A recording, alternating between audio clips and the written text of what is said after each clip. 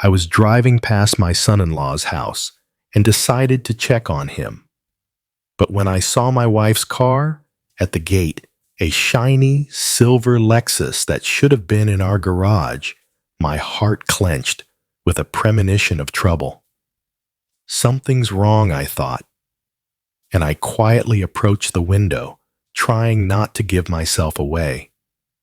What I heard inside destroyed and changed my world forever. Before we continue, please subscribe to the channel and let us know where you are listening in the comments. When the old fool finally signs the papers, we'll have everything we planned for. Margaret's voice drifted through the half-open window like poison in my veins. I sat frozen in my car outside Brianna's house keys still dangling from the ignition.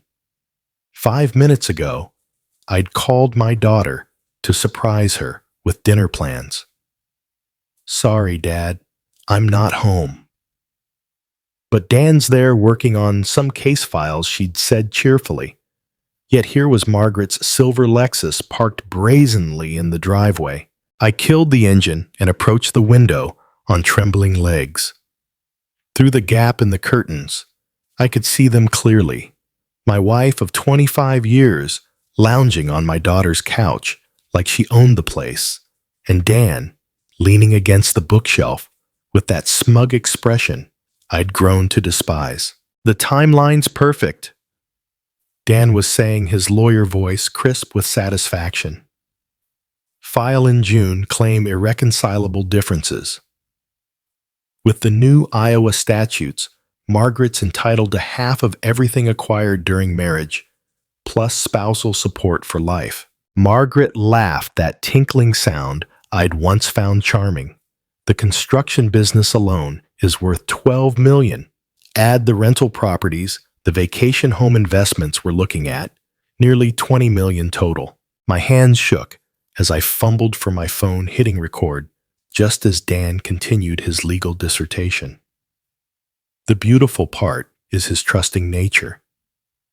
Alan has no idea we've been documenting his assets for months. Bank statements, property deeds, business valuations, everything's already copied. He gestured toward a manila folder on the coffee table. He practically handed us the keys to his kingdom. 2 years of playing the devoted wife, Margaret said, examining her manicured nails, pretending to care about his boring construction stories, nodding sympathetically when he worried about payroll. God, the man actually believes I love him. A twig snapped under my foot. Both of them froze mid-conversation, heads turning toward the window like startled deer. I pressed myself against the brick wall, heart hammering against my ribs, sweat beating despite the April chill. "Did you hear something?" Margaret's voice carried a note of suspicion. "Probably just the neighbor's cat," Dan replied after a pause. "You're paranoid. Can you blame me? If Alan discovers this before we're ready, he won't. The man couldn't spot a conspiracy if it wore a neon sign." Dan's laughter held nothing but contempt.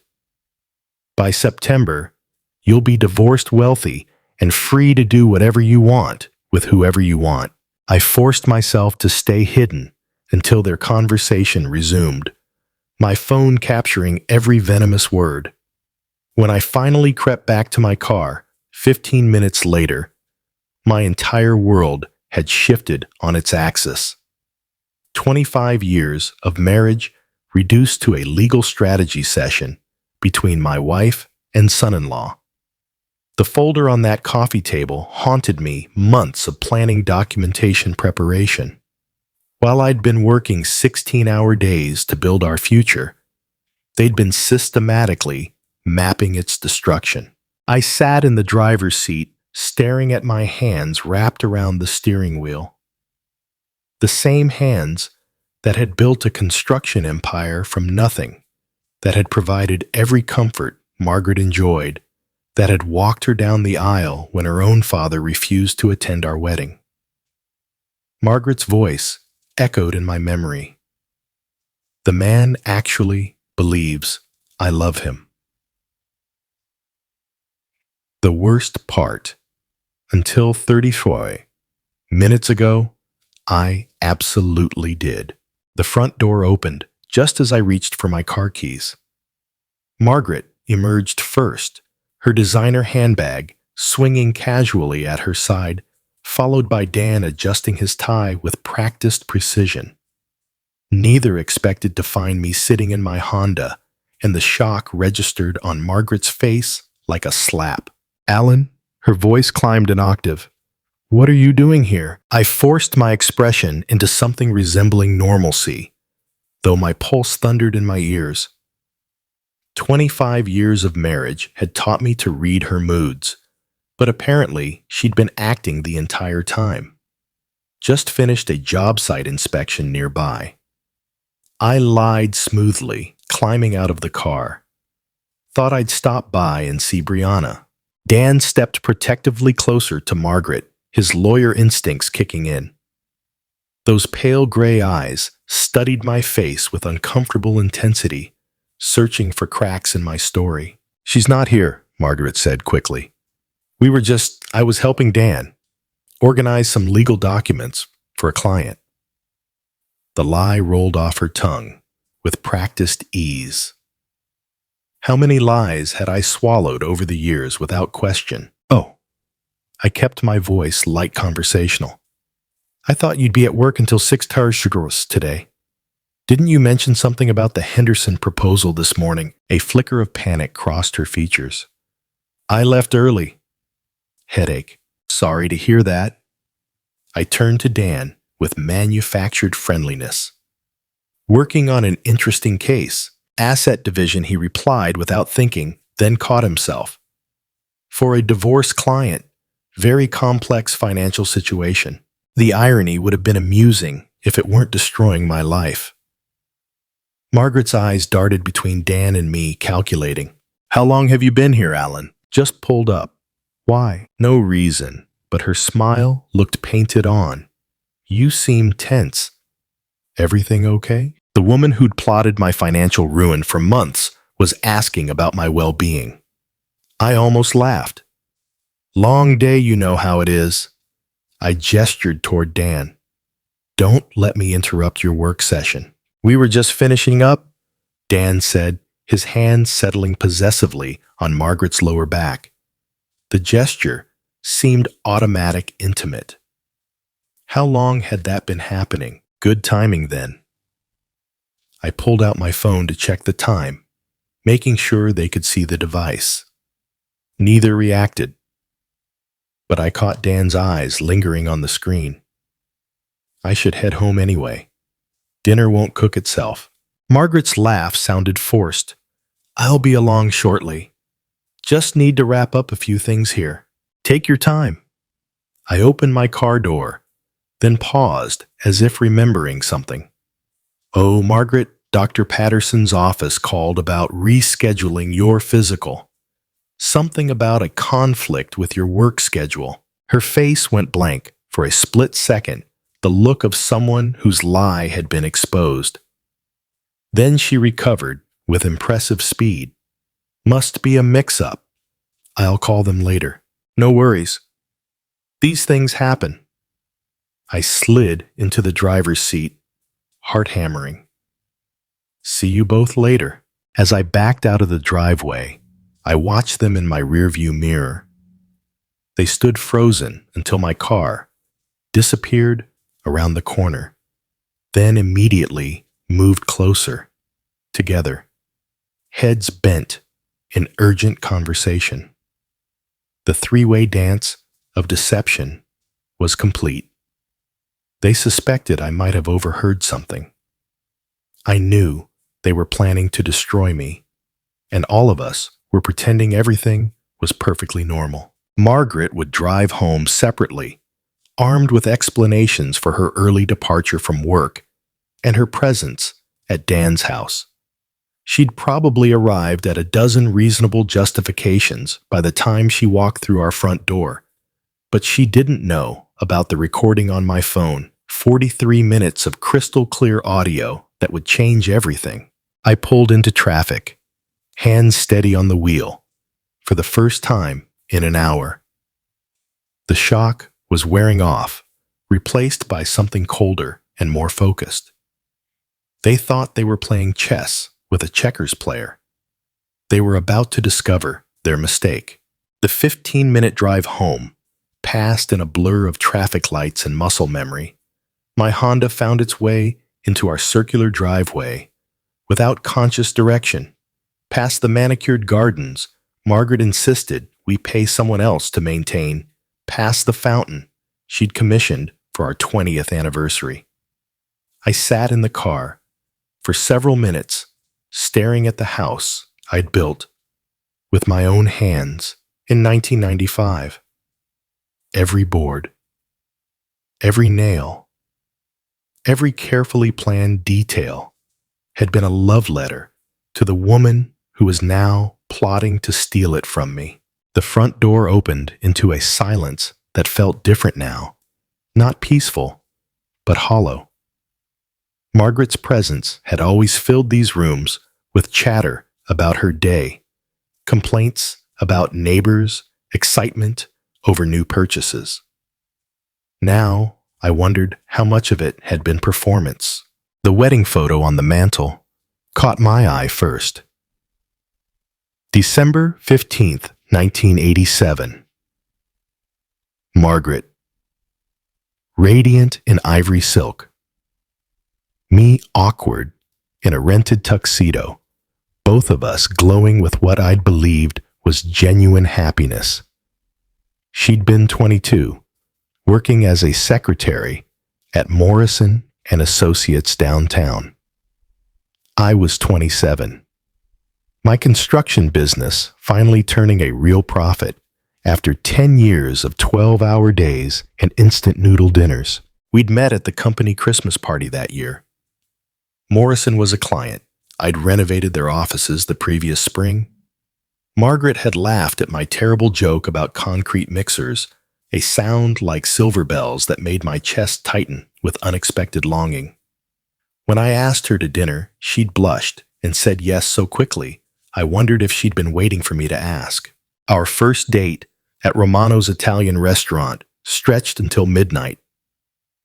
She listened with genuine interest as I described my dreams of building something lasting, something that would outlive us both.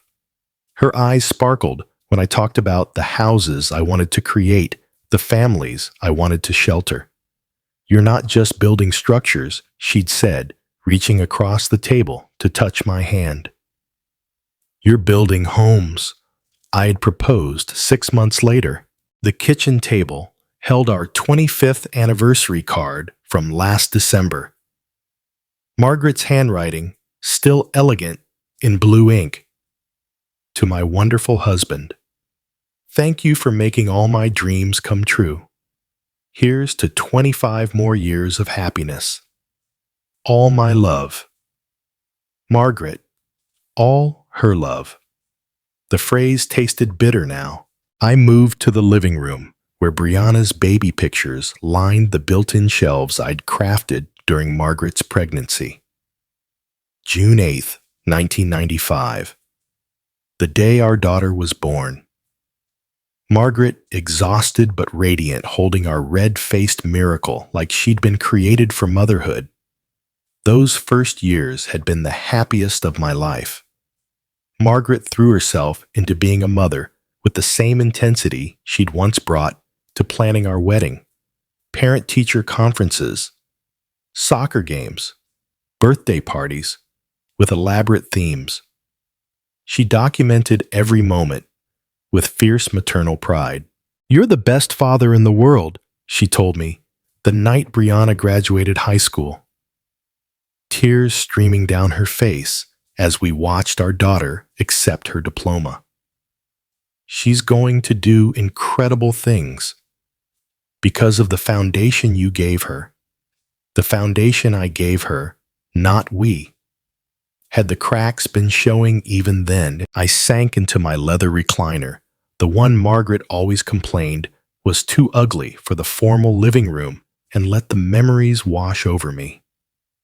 Our 10th anniversary cruise to Alaska. Margaret genuinely delighted by the glaciers and wildlife. Brianna's college graduation, all of us crying as she walked across the stage with her psychology degree. Christmas mornings filled with laughter and chaos as Margaret insisting on elaborate decorations that took weeks to install and one day to dismantle. When had gratitude transformed into entitlement? When had thank you for providing this life become, we deserve so much more? The recording on my phone held the answer. Margaret hadn't loved me in years, possibly decades. Every kiss, every anniversary celebration, every "I love you" whispered in the darkness had been calculated. Manipulation, designed to keep me working, earning building wealth she could eventually claim as her own. 25 years of my life reduced to a legal strategy session. I sat in the growing darkness of our living room, surrounded by the evidence of what I'd believed was a happy marriage, and felt something cold and analytical settling over the grief. Margaret thought she was playing the long game, positioning herself for maximum financial gain while maintaining plausible deniability.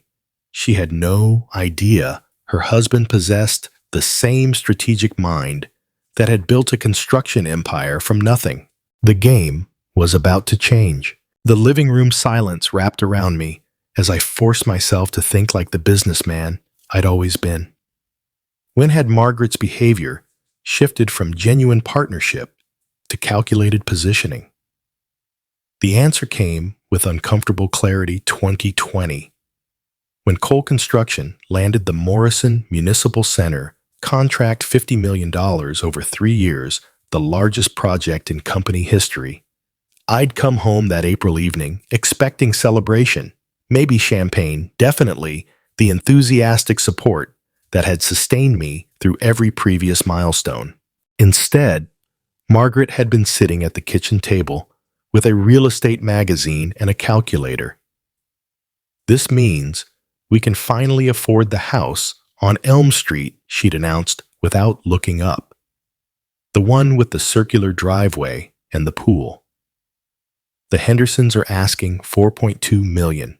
Not congratulations on the achievement.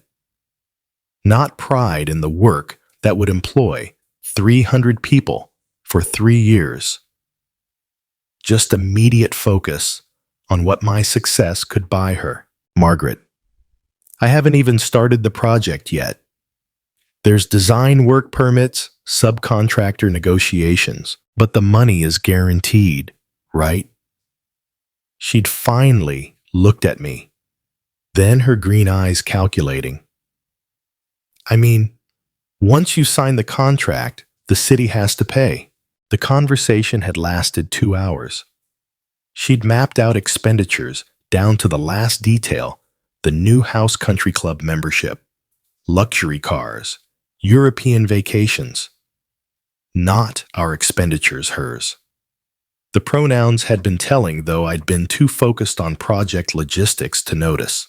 By 2021, the demands had escalated. The country club membership became non-negotiable when the Pattersons joined Riverside Hills. Our perfectly adequate vacation cabin in Wisconsin became embarrassing compared to the Johnsons' place in Aspen. Margaret began dropping hints about other wives whose husbands really understood how to treat a woman. Sarah Mitchell's husband bought her a Mercedes for their anniversary she'd mentioned last month, cutting her salmon with surgical precision because he appreciated everything she'd sacrificed for their marriage. Sacrificed as if supporting my career while living in luxury had required significant personal loss. The friendship with Dan had intensified after Brianna's wedding in September 2023. Suddenly, Margaret was fascinated by legal proceedings, asking hypothetical questions about property division and spousal rights for a friend who might need advice. She'd started receiving phone calls that sent her to the other room, claiming they were book club discussions or volunteer committee meetings. How many of those calls had been conspiracy sessions? I pulled out my phone and replayed segments of today's recording. Dan's voice. We've been documenting his assets for months. Margaret's laughter. 25 years of playing the devoted wife. The documentation made sense now. Margaret's sudden interest in my financial reports. Her questions about business valuations. Her insistence on joint accounts while maintaining her own separate credit cards. She'd been conducting reconnaissance while I'd been building the very empire she planned to steal. But Margaret had made a crucial error in her strategic planning. She'd underestimated the man who'd built Cole Construction from a single truck and a borrowed tool set. The same analytical mind that had navigated 35 years of construction projects, labor negotiations, and municipal contracts was now focused on a different kind of problem solving. They thought they were playing chess with someone who didn't know the rules. Margaret had spent months positioning her pieces while assuming I'd never noticed the board. She was about to discover that her husband understood strategy better than she'd ever imagined. I stood up from the recliner and walked to my home office where files containing 35 years of business records lined built-in shelves. Tax returns, contracts, partnership agreements, property, deeds, everything Margaret thought she'd been secretly documenting. But I knew something she didn't. The real assets weren't in those files. I reached for my phone and scrolled through my contacts until I found the number I needed. Marcus Webb, my accountant, my friend, and the only person who knew about the offshore arrangements I'd established years ago for tax optimization purposes. Time to make a call that would change everything. 3 days of methodical research had transformed my home office into a war room. 2 laptops hummed quietly on the mahogany desk I'd built 15 years ago, their screens displaying bank statements, legal databases, and property records. Yellow legal pads covered every surface, filled with columns labeled assets, weaknesses, timeline, and leverage points. I'd shaved carefully that morning, put on my best navy suit, and slipped on the reading glasses Margaret always said made me look distinguished. Strange how quickly grief could crystallize into strategy when you had 35 years of business experience to draw from. Marcus Webb had been more helpful than I dared hope. 3 offshore accounts I'd established years ago for tax optimization, completely legal, fully documented, but invisible to anyone without forensic accounting skills. Margaret's amateur reconnaissance mission had missed the real treasure. She'd been cataloging the visible kingdom while the crown jewels remained hidden in plain sight. But Margaret had been busy too. Her credit card statements told a fascinating story: $47,000 in unauthorized transfers over 8 months funneled to a joint savings account I'd never opened. The beneficiary name made my jaw clench. Daniel Thompson. They'd been positioning themselves as financial partners long before their divorce conspiracy began. Luxury lunches at Riverside Country Club. $300 spa treatments. Designer clothing purchases that coincided suspiciously with her book club meetings. Every expense painted a picture of a woman preparing for a different life. The $500 Hermes handbag she'd bought last Tuesday carried particular irony, given that she'd complained about grocery costs just that morning. Dan's vulnerabilities proved even more illuminating. My construction industry contacts had been generous with information about Davenport's most ambitious attorney. The man who planned to steal my fortune was drowning in debt, $180,000 in student loans, an $500 monthly office lease chosen for image over prudence, and a growing reputation for cutting ethical corners when payment schedules got tight. Thompson's a sharp lawyer. Jim Morrison from Morrison Concrete had told me over coffee, but he's got champagne tastes on a beer budget. Owes 3 of my subcontractors nearly 25 grand total. Always promises payment next week and then disappears when the bills come due. The State Bar Association's website revealed 2 dismissed ethical complaints in the past year, both involving client fund mismanagement, dismissed but documented. In legal circles, even unsuccessful complaints left stains on professional reputations. I leaned back in my leather chair, surveying the intelligence gathered over 72 hours of patient investigation. Margaret and Dan had underestimated their opponent catastrophically. They'd seen a trusting husband who worked long hours and rarely questioned household expenses. They'd failed to recognize the analytical mind that had built Cole Construction from a single truck into a $12 million enterprise. The phone rang, jarring me from my strategic reverie. Brianna's name flashed on the screen. "Hey, sweetheart." I kept my voice warm normal. "How's your day going?" "Dad, I need to ask you something." Her tone carried the careful neutrality she used with troubled patients. "Is everything okay between you and Mom lately? There's been this weird tension whenever I'm around both of you." My hand tightened on the phone. How much did she know?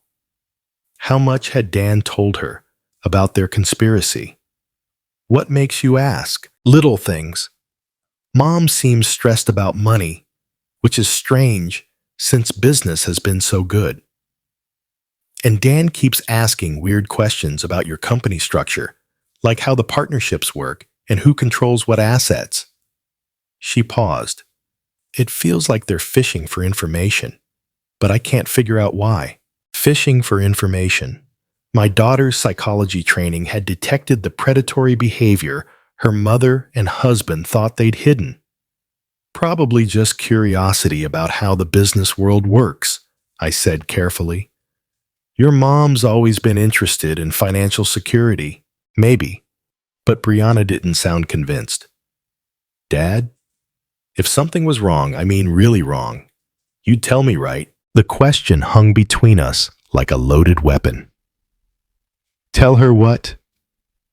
That her mother was planning to destroy me financially, that her husband was orchestrating the whole conspiracy, that the family she'd trusted her entire life was built on lies. "Of course, sweetheart, but everything's fine.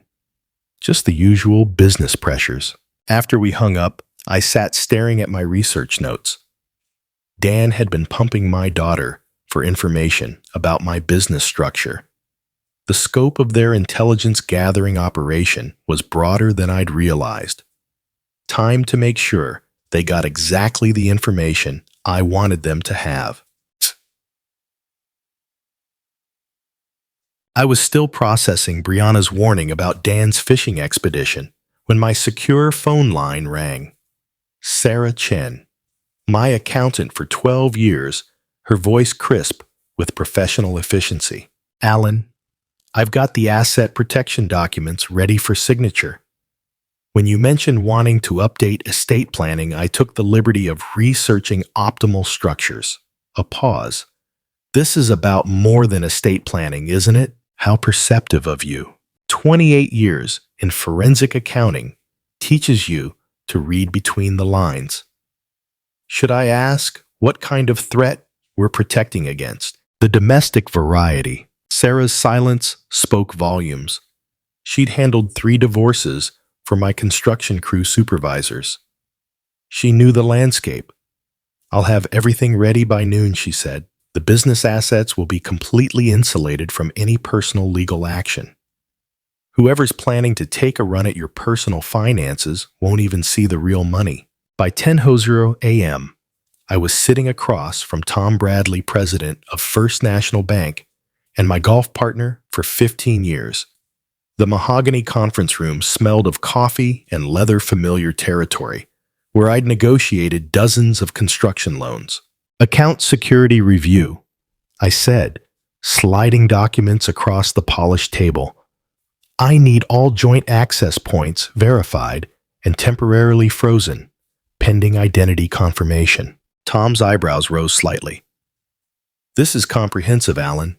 Every joint account credit line and automatic payment system. Every single one. May I ask? You may not. But I smiled when I said it.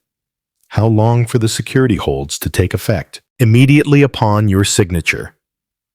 All account holders will receive notification that access requires in-person verification with photo ID and secondary documentation. Tom studied my face. This is going to inconvenience Margaret significantly. I'm counting on it. The security holds activated at 11:47 a.m., just as Margaret was sitting down for her weekly lunch at Riverside Country Club with 3 other construction wives. My phone buzzed with the first decline transaction at 12:03 p.m. I was reviewing contractor bids when Margaret's panicked call came at 12:50. Alan, something's wrong with our accounts. My card was declined at lunch, and when I called the bank, they said there's a security hold. Do you know anything about this? Perfect innocence. No mention of the joint account with Dan's name. No acknowledgement of the missing $47,000. No admission that she'd been moving money without my knowledge. Security hold. That sounds serious. Did they say what triggered it? Something about verifying identity and account access. It's embarrassing, Alan. I'm sitting here with Linda and Susan and Janet, and I can't even pay for my own lunch. The distress in her voice was genuine, not because her conspiracy was threatened, but because her social status had been publicly compromised. After 25 years of marriage, I knew Margaret's priorities. I'll call Tom Bradley immediately, I assured her. We'll get this sorted out. But I didn't call Tom. Instead, I drove to the construction site where my crew was pouring the foundation for the new medical center. The familiar sounds of machinery and workers' voices felt grounding after 3 days of financial warfare. My phone buzzed with text messages throughout the afternoon. Margaret, 1:47 p.m. Still can't access any accounts. This is ridiculous. Margaret, 2:23 p.m. Tom Bradley's secretary says he's in meetings all day. What kind of bank president is too busy for his best customers? Margaret, 3:15 m. Even our emergency credit line is frozen. How am I supposed to buy groceries? Each message brought grim satisfaction. For 25 years, Margaret had taken financial security for granted, while I worked 60-hour weeks to provide it. Now she was experiencing what it felt like when that security vanished without warning. Dan's reaction proved even more interesting. At 4:30 p.m., my private investigator, Mike Rodriguez, called with an update. Thompson tried to access his shared account with your wife 3 times this afternoon. When that failed, he attempted to withdraw funds from what appears to be a trust account, probably your daughter's education fund that he manages. That one's frozen too, per your instructions. His demeanor, angry phone calls to bank representatives. Threats about legal action, demands to speak with management. Classic overconfident attorney discovering his leverage has evaporated. By 6:03 p.m., I was home reviewing the day's financial battlefield from my office. Every shared account frozen, every joint credit line suspended, every automatic payment system requiring my personal authorization. Margaret's access to 25 years of accumulated wealth had been reduced to whatever cash she carried in her purse. The security measures were completely legal. A husband protecting marital assets pending estate planning review. Tom Bradley would confirm that standard banking protocols had been followed precisely. But Margaret and Dan would understand the message perfectly. The man they'd planned to financially ambush was no longer playing defense. My phone rang at 6:47 p.m. Margaret's number, but the voice that answered would be desperate now, not manipulative. Time to see how quickly conspirators turned on each other when their plans started crumbling. The after-hours security guard at Thompson and Associates barely looked up as Margaret rushed through the lobby at 7:15 p.m., her heels clicking frantically on the marble floor. I knew this because Mike Rodriguez had positioned himself in the coffee shop across the street with a clear view of the building entrance.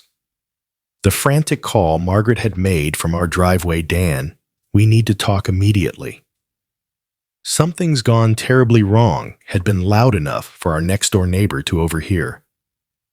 Not that Margaret cared about discretion anymore. On the 14th floor, Dan's corner office glowed with emergency session intensity. Through his window, anyone with binoculars could see two figures hunched over a conference table covered with documents, their body language screaming crisis management.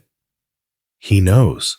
Margaret's voice carried through the building's older ventilation system to the accounting firm next door, where Mike's contact maintained an office. Alan knows something, and he's cutting off everything. I couldn't even buy gas for my car. Dan's response was sharp professional, his litigation voice engaged. The timing isn't coincidental. 3 days ago, you said he showed up unexpectedly at Brianna's house right when we were discussing strategy. He must have overheard something. How much could he have heard? Enough to understand we're not playing around. Papers rustled as Dan reviewed documents. Margaret, we need to assume he recorded our conversation. Everything we said about assets, timeline, strategy, all of it potentially documented. The silence that followed spoke volumes. 2.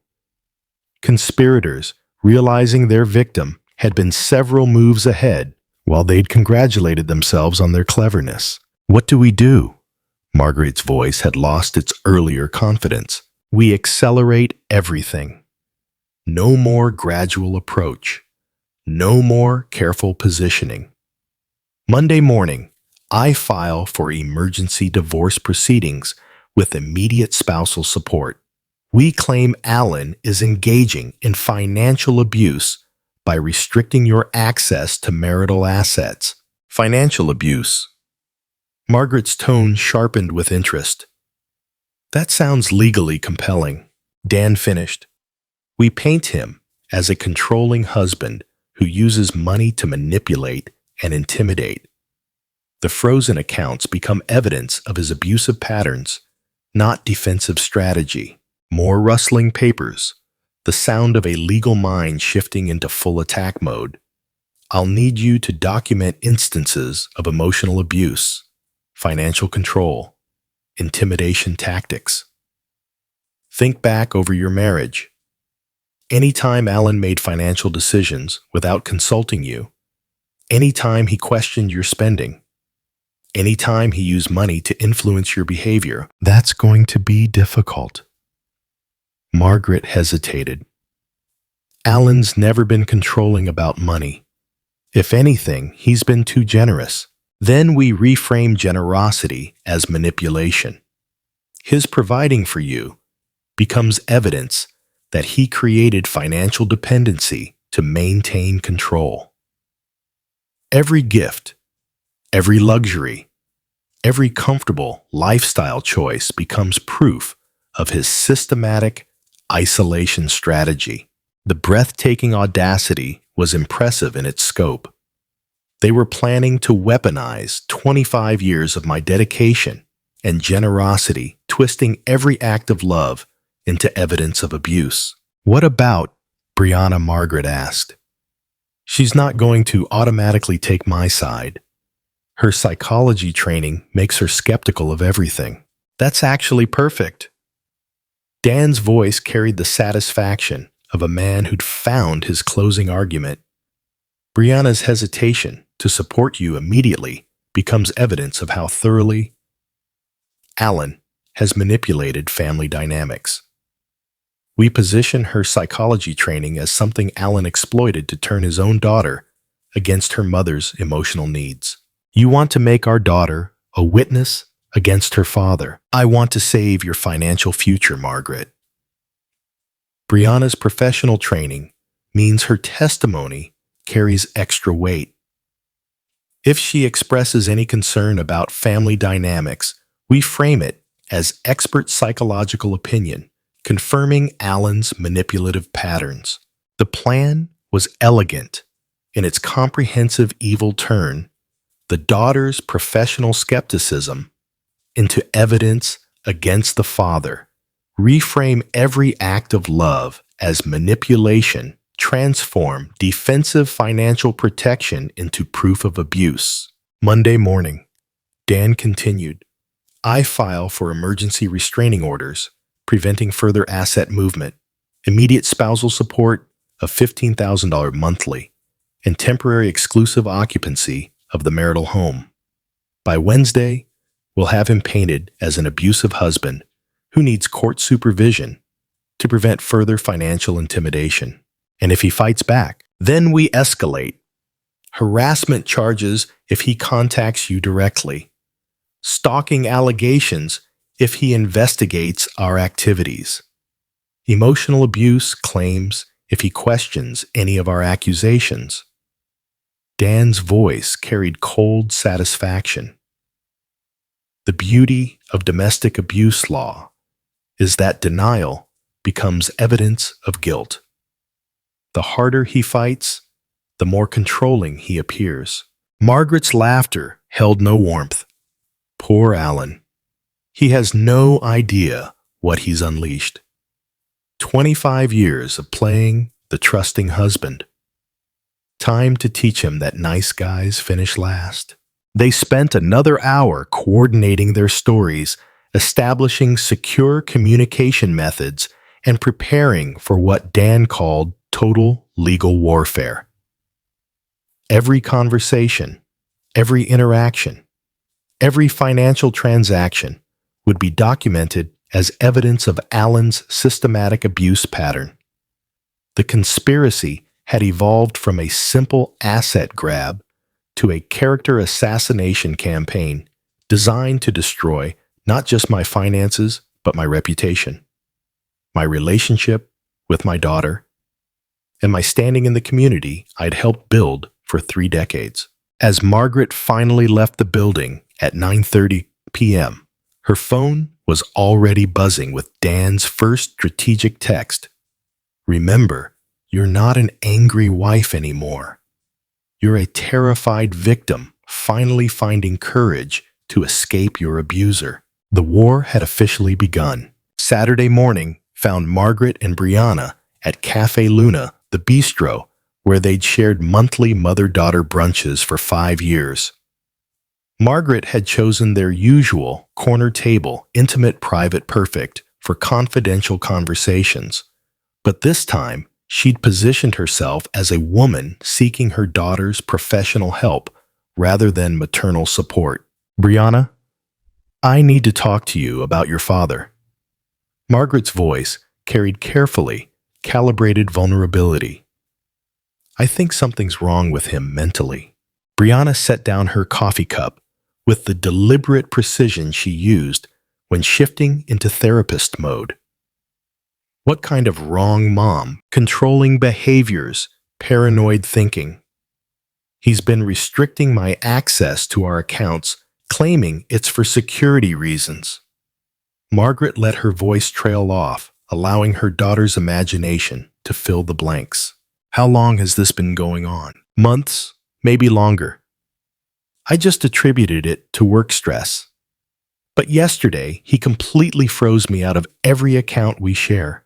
I couldn't even buy lunch. Brianna leaned forward, her psychological training engaged despite personal involvement. Mom, financial control can be a form of domestic abuse, but it can also be legitimate financial management during business transitions or legal concerns. What's Dad's explanation? The question was too direct, too professionally neutral. Margaret had expected emotional support, not clinical analysis. He claims it's routine account security, but Brianna, I've been married to him for 25 years. This isn't routine. This is punishment for something. Punishment for what? Margaret hesitated. How much could she reveal without exposing her own conspiracy? I think he suspects I've been questioning our marriage. Maybe he's trying to intimidate me into staying. Mom! Brianna's voice carried the patience of someone who'd spent years treating manipulative patients. Are you telling me Dad is financially abusing you to prevent divorce? Or are you telling me you're considering divorce and Dad is protecting assets? The distinction cut too close to the truth. Margaret shifted tactics. I'm telling you that your father has been exhibiting concerning behavioral changes. And as a psychologist, I thought you might have insights about what's happening. As a psychologist, I'd say that major behavioral changes usually have identifiable triggers. What happened 3 days ago that might have caused Dad to suddenly restrict account access? Margaret's mind raced. Brianna was too well trained to accept emotional manipulation without evidence. Every question revealed the gaps in Margaret's victim narrative. I don't know what triggered it. That's what scares me. But Brianna was studying her mother's face with clinical detachment, reading micro-expressions and verbal inconsistencies with professional skill. Mom, are you asking for psychological advice? Or are you asking me to take sides in a marital conflict? The blunt question shattered Margaret's manipulation strategy. Her daughter wasn't going to provide the emotional support that would validate her victim narrative.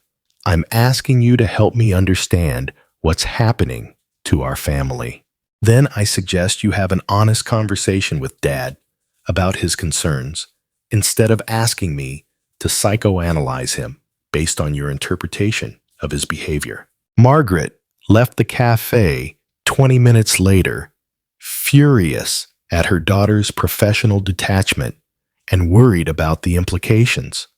If Brianna refused to automatically support her mother's claims, the victim narrative would collapse under professional scrutiny. Meanwhile, 40 miles away, at Cole Construction's headquarters, I was receiving intelligence that would reshape the entire battlefield. Jim Morrison's call came at 10:15 a.m., just as I was reviewing weekend job site reports. Alan thought you'd want to know. Dan Thompson's got problems brewing with the State Bar Association. Word is they're investigating his handling of contractor payments on the Mitchell case. What kind of problems? 3 subcontractors filed complaints about non-payment last month. Thompson collected fees from his client, but never distributed payments to the trades.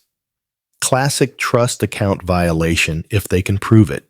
I set down my coffee, mind immediately calculating the implications.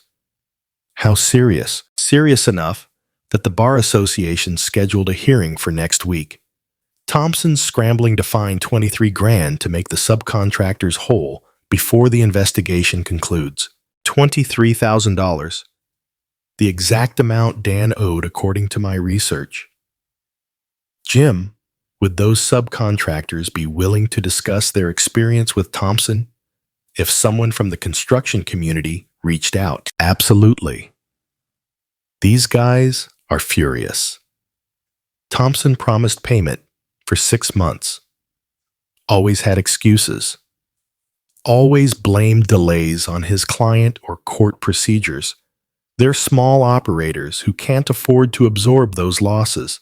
I spent the next 3 hours making strategic phone calls. Bob Martinez from Martinez Electrical who'd been waiting 8 months for 7,400. Steve Chen from Chen Plumbing owed 9,200 since last October. Randy Foster from Foster Roofing still waiting for 6,500 from a job completed in November. Each conversation followed the same pattern: professional courtesy, calls from Cole Construction, checking references before potentially hiring Thompson for legal services. Each contractor was eager to share warnings about Dan's payment practices, ethical shortcuts, and professional unreliability. By 1:00 p.m., I had documented evidence of Dan's systematic pattern of using client trust accounts as personal banking, violating state bar regulations and misleading subcontractors about payment timelines. At 2:30 p.m., I called the State Bar Association's Ethics Complaint Hotline. I'd like to file a formal complaint about attorney misconduct, I told the intake specialist. Daniel Thompson has engaged in a pattern of client trust account violations and has made misleading representations to construction industry professionals. The complaint form asked for detailed documentation. I provided contractor names, amounts owed, timelines of misrepresentations, and evidence of Dan's systematic abuse of client funds. 3 additional contractors agreed to serve as witnesses if needed. By 4:00 p.m., Dan's law office was receiving calls from the Bar Association about expedited investigation procedures and mandatory hearing attendance. His professional reputation, the foundation of his conspiracy against me, was now under formal ethical review. At 4:47 p.m., my phone buzzed with a text from Mike Rodriguez Thompson. Just left his office, carrying 3 boxes of files heading toward his car.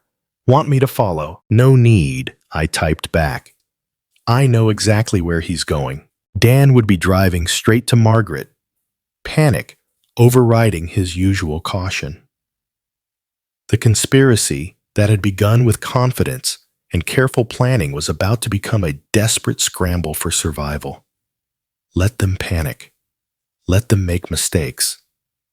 The real war was just beginning. 2 days of professional crisis had given Brianna time to process everything she'd learned. The drive to Cole Construction's headquarters felt like traveling toward a reckoning she'd been avoiding her entire adult life. My office building stood solid against the April sky, brick and steel and honest workmanship, everything Dan's glass tower pretended to be but wasn't. Sarah, my secretary, for 8 years, greeted Brianna with the warmth reserved for family members who actually showed up to job sites and company picnics. He's expecting you, honey. Go right in. I stood when she entered, reading her body language with the careful attention I'd learned from watching Margaret's moods for 25 years. But Brianna carried herself differently. Professional posture, clinical distance, the bearing of someone who'd made difficult decisions. Dad, we need to discuss what's happening between you and Mom. Her voice held the careful neutrality she used with troubled patients. I've spent 2 days analyzing the situation, and I need to understand your perspective. What's your mother told you? That you're exhibiting controlling behaviors, financial manipulation, possible emotional abuse. She sat across from my desk, hands folded precisely. She wants me to support her victim narrative using my professional credentials. The clinical language was jarring coming from my daughter, but I recognized her strategy: distance herself emotionally to evaluate facts objectively. And what do you think? I think Mom tried to manipulate me the same way she's apparently been manipulating you. Brianna's green eyes, so much like Margaret's, but clearer, somehow studied my face. Show me the evidence, Dad. I need to hear what you heard. I hesitated. Once I played that recording, there would be no protecting her from the truth about her mother and husband. But Brianna was 30 years old, a licensed psychologist capable of handling reality. I pressed play on my phone. Margaret's voice filled the office. When the old fool finally signs the papers, we'll have everything we planned for. Brianna's expression didn't change for the first minute. Professional detachment held as she listened to her mother, Mach 25. Years of marriage heard Dan calculate legal strategies for maximum financial damage, absorbed their cold discussion of timeline and asset division. But when Margaret said, 25 years of playing the devoted wife, Brianna's composure cracked slightly. Her hands clenched once, then relaxed. The recording ended. Silence stretched between us like a bridge neither wanted to cross first. "How long have you known?" she asked finally. 6 days. "I overheard this conversation at your house last Tuesday. And you've been what? Building a defense strategy while pretending everything was normal." Something like that. She leaned back in her chair processing. "Mom asked me to evaluate your mental state. She wanted me to provide a professional opinion that you were exhibiting abusive patterns." "What did you tell her?" "That I couldn't ethically assess someone without proper evaluation, that her claims seemed inconsistent with your established behavioral patterns." Brianna's voice carried a note of anger now. "She tried to use my training as a weapon, Dad, against you and against professional standards. The weight of betrayal, not just mine, but hers, settled between us." "I'm sorry. You've been dragged into this, sweetheart." "I'm not." Her tone sharpened with resolve. "I'm glad I know the truth. The question is, what happens now?" I studied my daughter's face, seeing strength I'd helped build, but independence I couldn't control. "That's your choice, Brianna. I won't ask you to choose sides. I already have." She stood up. "Decision made. I choose truth over family loyalty. I choose evidence over emotion, and I choose to support the parent who didn't try to manipulate my professional ethics." Relief flooded through me, followed immediately by concern. "What about Dan? What about him?" Her voice went cold. "My husband participated in a conspiracy to financially destroy my father while using my psychology practice as cover. That marriage is over." "Brianna, Dad, I'm not making this decision in anger. I'm making it based on character assessment and behavioral evidence." She moved toward the door, then paused. "I'll testify honestly about family dynamics if needed, but I won't be anyone's weapon, including yours." "I understand." "Good, because there's one more thing I need to do." She left my office with the determined stride of someone who'd found moral clarity in a situation designed to destroy it. 20 minutes later, she'd be walking into her own home to confront the man who'd betrayed not just me, but the professional ethics she'd spent years building. I sat alone in my office, surrounded by the evidence of 35 years of honest work, and felt something I hadn't experienced since this nightmare began: hope that truth might actually matter. Brianna's key turned in the lock at 7:30 p.m., and Dan's startled expression revealed he hadn't expected her home early. He sprawled on their living room couch, legal documents scattered across the coffee table, a half-empty whiskey bottle within reach. "We need to talk," Brianna announced, setting her purse down with deliberate precision. "Rough day." He didn't look up from whatever case file he was pretending to review. "The Barrett deposition got postponed again." "I know about the conspiracy, Dan." His head snapped up.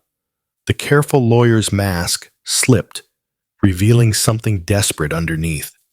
"What conspiracy?" "The one where you and my mother planned to financially destroy my father while using my psychology credentials to support false abuse allegations. She remained standing, maintaining the advantage. I heard the recording, every word. He set down his whiskey glass with exaggerated calm. Brianna, I think you're misunderstanding. 25 years of playing the devoted wife. Sound familiar? The color drained from his face. Dan Thompson, who could argue cases before the state Supreme Court, suddenly looked like a man watching his world collapse. How much did you hear? Everything. Asset division, strategy timeline, your fee calculation, mom's performance reviews. She sat across from him, maintaining professional distance. Was our entire marriage part of this plan? 3 days later, Margaret discovered that social destruction moved faster than legal proceedings. The Riverside Country Club's dining room buzzed with Saturday brunch conversation, but clusters of women fell silent as she approached their tables. Linda Patterson, her bridge partner for 5 years, became fascinated by her Eggs Benedict when Margaret stopped to say hello. Susan Morrison claimed an urgent phone call rather than continue their conversation. By the time Margaret reached her usual table, she understood the conspiracy had become public knowledge. Margaret, dear Janet Crawford's voice carried false sweetness. We missed you at the planning committee meeting yesterday. What meeting? I wasn't informed. Oh, didn't you get the message? We had to make some organizational changes. You understand.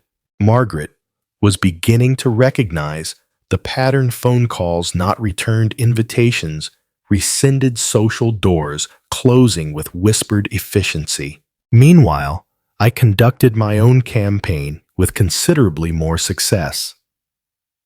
35 years of honest dealing had earned me credibility that no legal maneuvering could destroy. My lunch with Tom Bradley at the bank proved strategically productive. I shared concerns about family difficulties with just enough detail to establish facts without appearing vindictive. Margaret and our son-in-law apparently developed concerning plans regarding our assets I mentioned over coffee. I've had to implement protective measures. Tom's response was exactly what I'd hoped for: professional understanding, mixed with personal sympathy for a friend dealing with family betrayal. The Chamber of Commerce board meeting that evening proved equally valuable. When Jim Morrison asked about Margaret's absence from the recent fundraising dinner, I explained with genuine sadness about marriage difficulties that have come to light. Sometimes you discover people aren't who you thought they were, I said, allowing disappointment to show. 25 years of marriage, and it turns out she was planning. Well, I'm grateful I found out when I did. By Sunday evening, Margaret's social isolation was complete. The country club membership committee scheduled a routine review of her status. The charity board accepted her resignation from positions she'd never submitted. Dan's professional collapse accelerated alongside Margaret's social exile. 3 major clients terminated relationships, citing concerns about judgment and ethical standards. The Miller Industries account, worth $200,000 annually, sent a formal letter expressing loss of confidence in counsel's professional discretion. Margaret's frantic Sunday night call to Dan carried desperation. I could hear through their apartment's thin walls. Everyone knows Dan. Everyone.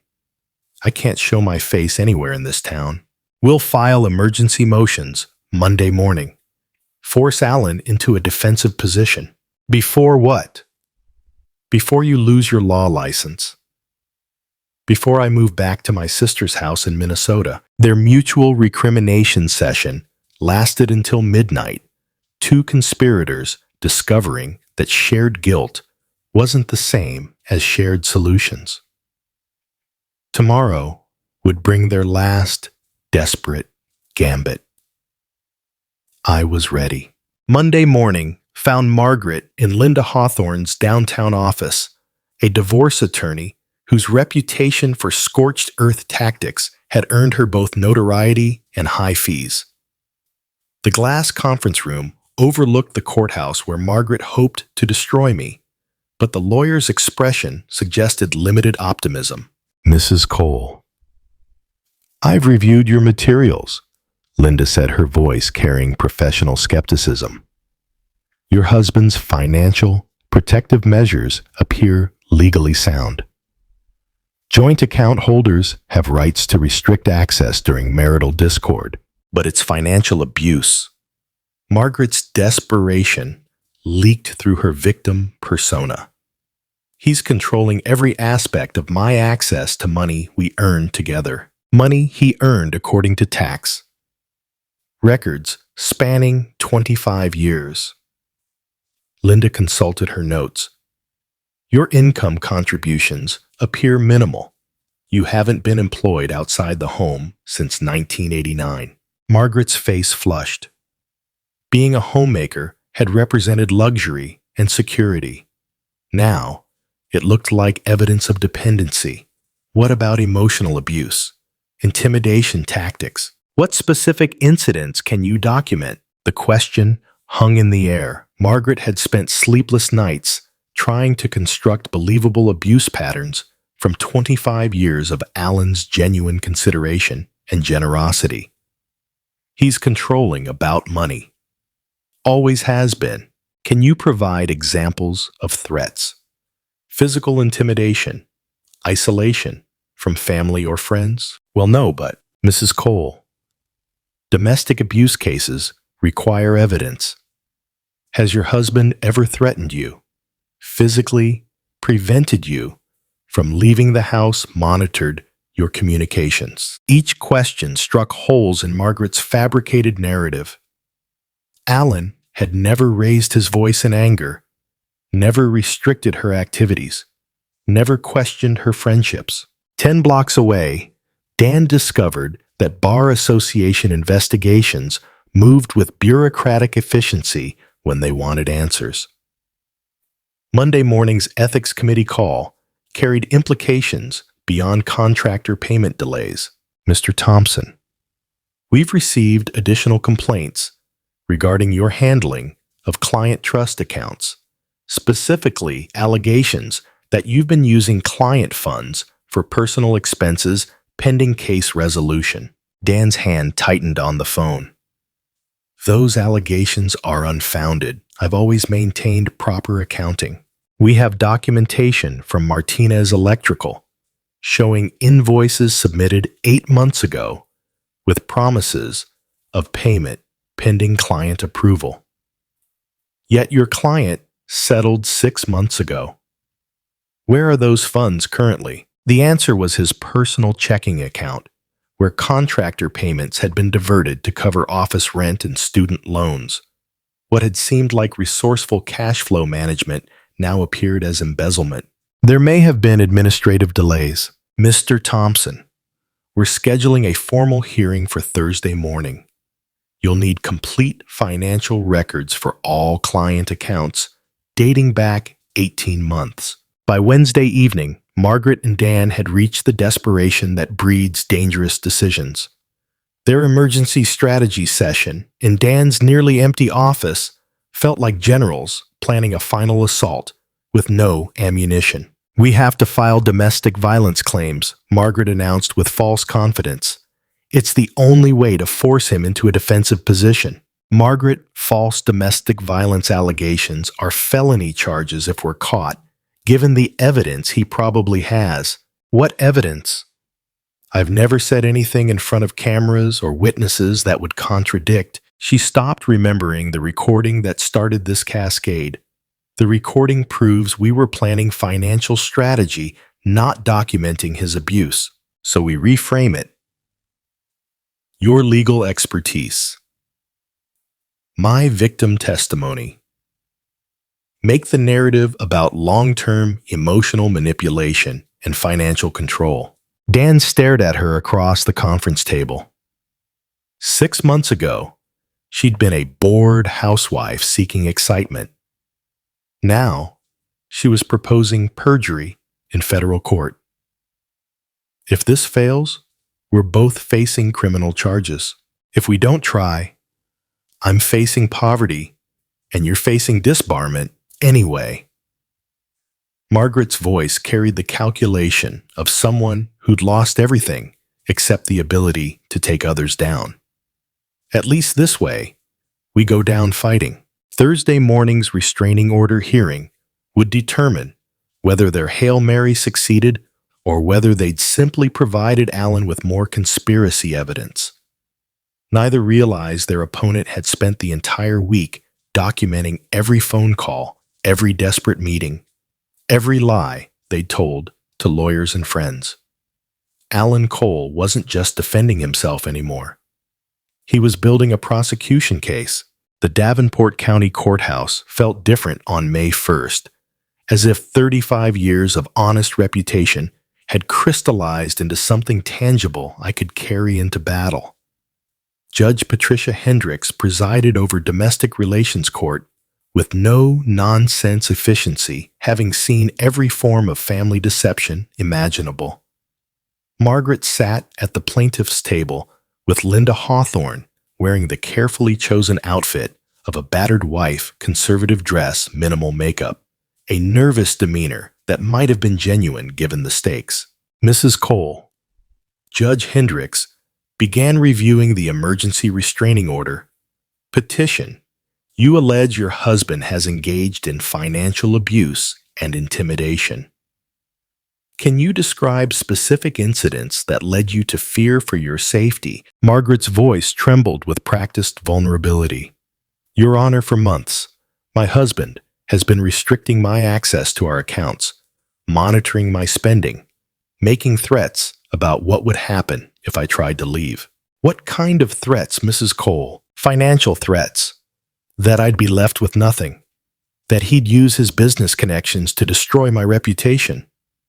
Margaret paused for effect. Last week, he completely cut off my access to money, even for basic necessities. I watched my wife of 25 years perjure herself with increasing confidence, each lie built upon the previous one, creating fictional abuse from a man who'd spent decades providing every comfort she'd demanded. Judge Hendricks turned to my attorney, James Morrison. Does the defendant wish to respond? James stood with calm authority, earned through 30 years practicing law without suborning perjury. Your Honor, we have evidence that Mrs. Cole's claims are not only false, but part of a deliberate conspiracy to defraud the defendant of marital assets. That's a serious allegation, Counselor. We have an audio recording of Mrs. Cole and her co-conspirator, Daniel Thompson, planning this exact scenario 6 weeks ago. Margaret's face went white. Linda Hawthorne whispered frantically in her client's ear. But damage control was impossible when your entire case was built on lies. I'd like to present Exhibit A. James continued, connecting his phone to the courtroom's audio system. Margaret's voice filled the chamber. When the old fool finally signs the papers, we'll have everything we planned for. For 43 minutes, Judge Hendricks listened to the complete conspiracy unfold, Margaret's mockery of our marriage, Dan's legal strategies for asset seizure, their calculated plan to manipulate Brianna's psychology credentials. The man actually believes I love him, Margaret's recorded voice declared with casual cruelty. I watched my wife's fabricated victim narrative crumble in real time. Her coach testimony about fearing for her safety became absurd when contrasted with her recorded laughter about manipulating the old fool. Judge Hendricks stopped the recording. Mrs. Cole, do you have any response to this evidence? Margaret's mouth opened and closed silently. Linda Hawthorne's face had gone pale as she realized her client had used her to file fraudulent court documents. Your Honor, Linda said carefully, "I request permission to withdraw from this case. I was not informed of these circumstances when I agreed to representation." Motion granted. Judge Hendricks fixed Margaret with the stare she reserved for perjurers. Mrs. Cole, I'm dismissing your restraining order petition with prejudice. Furthermore, I'm referring this matter to the district attorney's office for investigation of possible perjury charges. The gavel fell with finality that echoed through the courtroom. 2 weeks later, the divorce settlement reflected Margaret's spectacular miscalculation. Her documented deception eliminated any claim to spousal support, and the prenuptial agreement she'd forgotten, signed eagerly in 1987, limited her to minimal asset division. Dan's law license suspension became permanent revocation when the Bar Association discovered $127,000 in missing client funds. Last I heard, he'd moved to Nebraska and was working as a paralegal. Brianna filed for divorce the day after the hearing, citing irreconcilable differences. She's building a new practice focused on family therapy with particular expertise in recognizing manipulation patterns. 6 months later, Margaret works retail at the same mall where she once spent my money on luxury items. The irony isn't lost on either of us. I rebuilt Cole Construction's reputation stronger than before. The community's support during my family difficulties translated into new contracts and deeper business relationships. The house feels different now, quieter, but honest. No more performed conversations or calculated affection. Just the sound of rain on windows I built with my own hands in a home that's finally mine again. Margaret had been right about one thing I really had believed she loved me. Now, I know the difference between love and performance. If you like this story, please like this video, subscribe to the channel, and share your impressions of this story in the comments. To listen to the next story, click on the box on the left. Thank you for watching.